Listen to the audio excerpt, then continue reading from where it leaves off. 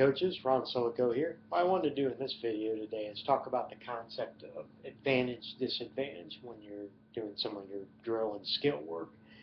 And I think it's important for several reasons in terms of going advantage in some cases and disadvantage in other situations, particularly to build a sense of teamwork and skill development in an outmatch situation.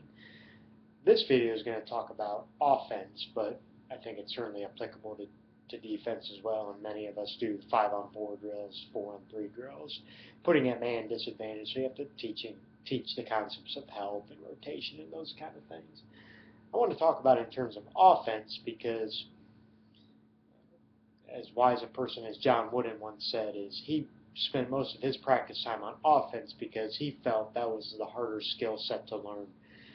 My personal belief is depending on the level of the team, to me a universal principle that applies is in a lot of cases your best defense is in fact your ability to handle the basketball without making a lot of mistakes, without making a lot of turnovers and taking bad shots that create floor imbalances that lead to transition baskets going the other way. So the concept of advantage disadvantage is to me a concept that really helps from a skill development perspective. One of the first things I want to talk about is just the concept of trying to teach people how to dribble the basketball against pressure. A great drill, and you can do this with a variety of alignments and different trapping scenarios, and it's also a tool to help teach trapping that you want if you're a team that wants to trap defensively. But just have a guard take a basketball and try and go from one end of the floor to the other, trying to beat those two defenders. It's a great drill. You really are going to be able to identify the people that have the skill with handling the basketball from a dribbling point of view, but also seeing their mental toughness to persevere, find angles, be creative, trying to avoid the trap and the pressure. So I've used this drill going 1-on-2, 2-on-3, 3-on-4, 4-on-5, 3-on-5. But just trying to create situations where you have to have, where you have the defense trapping, the offense has to handle the basketball. You can even tell the offense no dribbles, only one dribble. If the defense does get the steal, it's 2-on-1 the other way, so then you're getting some transition practice as well.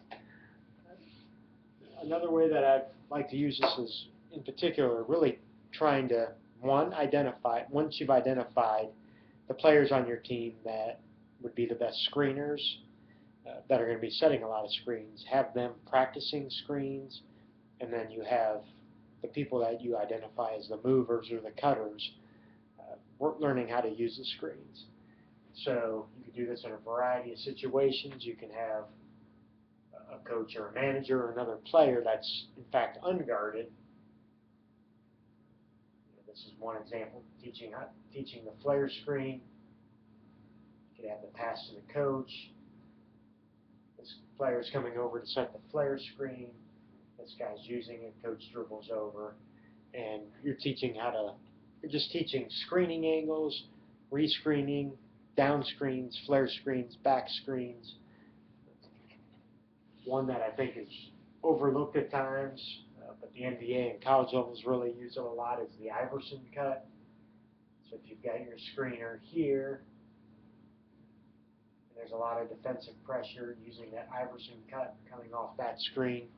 But just trying to work and incorporate those different angles, learning about spacing, where they're at on the floor, butt to the ball if it's a down screen, butt to the corner if it's a flare screen, butt to the basket if it's a back screen, butt to the sideline if it's an Iverson screen, but just learning how to develop and incorporate those screening angles. Also with the ball screen, I think you could do this with having an offensive player with the basketball, defense guarding, maybe have a coach down here working with the ball screen, just from the standpoint of trying to get separation before they come out and set the ball screen, but then in fact helping the guard learn what options are available, and helping that guard learn how to use the ball screen, and drive his man into the ball screen. If the guard goes under, shooting the jumper, or trying to get to the basket, he goes over the top, trying to pin him into the screen and get into the basket. The concept that we always look at is rubbing shoulders, cutter and screener, and then the screener going in the opposite direction of where the cutter went. So look at ways to incorporate advantage, disadvantage.